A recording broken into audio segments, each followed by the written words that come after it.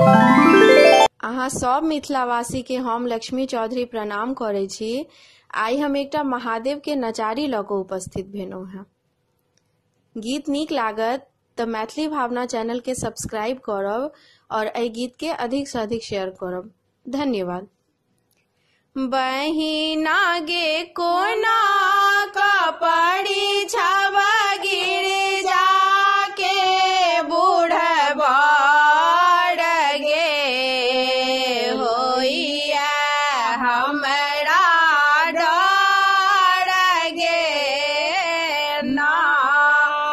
बहिना गे कोना कपड़ी छावा गिर जाके बूढ़बा गे होइया हमरा डर गे ना पड़ी छन सखी सहेली गेली लका अपन जान पड़ेली पड़ी छ सखी सहेली गेली लका अपन जान पड़ेली बहिना गे सौसे देह में सोहरल छनिया जगाड़ गे होइया हमरा डर गे ना बहिना गे सौसे देह में सोहरल छनिया जगाड़ गे होइया हमरा डर गे ना बहिना गे कोना कपड़ छाव गिर जाके बूढ़बा गे होइया हमरा डर गे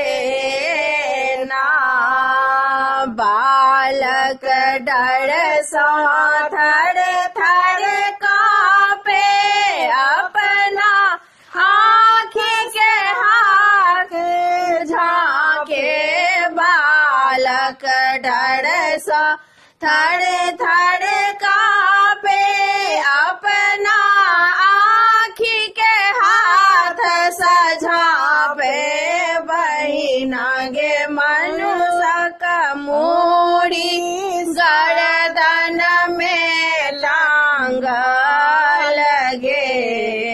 होइया हमरा डर गे ना बहिना गे मनुष्यक मूड़ी गर्दन में टांगल गे होइया हमरा डर गे ना बहिना गे कोना कपड़ी छाव गिर जाके बूढ़बा गे होइया हमरा डर गे ना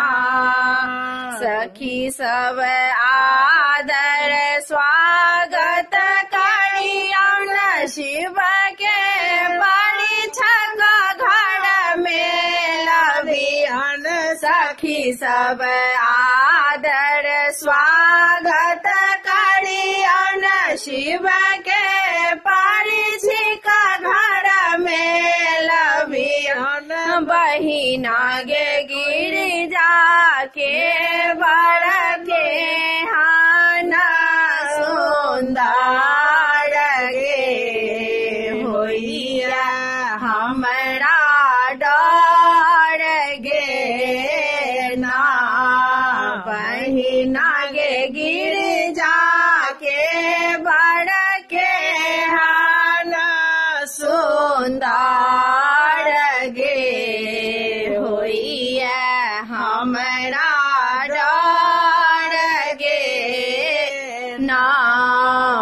महीना गे कोना